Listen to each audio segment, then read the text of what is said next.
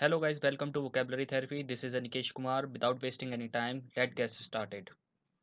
जो आज के वर्ड मैंने लिए हैं वो न्यूज़पेपर से लिए हैं, जो कि आपकी डेली कन्वर्सेशन में यूज़ आने वाली है।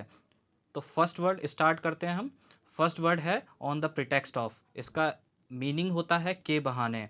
इसके कुछ एग्जाम्पल देख लेते हैं guys. I was taken to the car showroom on the pretext of getting a new car. इसका हिंदी मतलब होता है मुझे शोरूम में ले जाया गया बहाने से कि मुझे नई कार मिलेगी। इसका दूसरा एग्जाम्पल देख लेते हैं ताकि आपको बेहतर समझ में आ जाए। He got into the house on the pretext of checking gas. वह घर में घुस गया गैस चेकिंग के बहाने। गाइस सेकंड वर्ड है हमारा ड्यूप। मीनिंग होता है इसका लूट लेना, ठग लेना, बेवकूफ़ बनाना।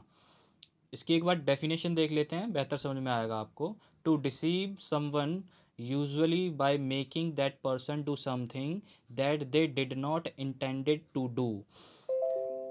इसकी तीन फॉर्म होती हैं। ये वर्ब है एक, फर्स्ट फॉर्म है ड्यूप, सेकंड फॉर्म है ड्यूप्ड, थर्ड फॉर्म है ड्यूप्ड। इसका कुछ एग्जांपल देख लेते हैं। I was ड्यूप्ड by someone. इसका मीनिंग होता है मुझे किसी के द्वारा ठगा गया। दोस्तों हमारा तीसरा वर्ड है पोज। ये एक वर्ब होती है, इसका मतलब होता है ढोंग करना। इसकी डेफिनेशन देख लेते हैं एक बार। To pretend to be something that you are not और to have qualities that you do not to have in order to be admire और अट्रैक्ट इंटरेस्ट।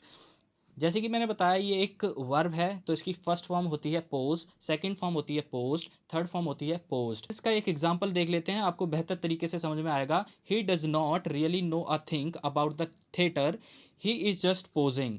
इसका हिंदी में मतलब होता है वह सच में थिएटर के बारे में कुछ नहीं जानता, वह सिर्फ ढोंग कर रहा है। हमारा फोर्थ वर्ड है एक्यूज ऑफ। इसका मतलब होता है इल्ज़ाम लगाना। देखते हैं हम इसको तीन फॉर्म में कैसे लिख सकते हैं। फर्स्ट फॉर्म में लिखते हैं एक्यूज ऑफ, सेकंड फॉर्म में लिखते हैं एक्यूज्ड ऑफ, थर्ड फॉर्म में भी लिखते हैं हम एक्यूज्ड ऑफ। गाइज ये न्यूज़पेपर में बहुत ही यूज़ किया जाता है, आप भी इसको डेली कन्वर्सेशन में यूज़ कर सकते हैं।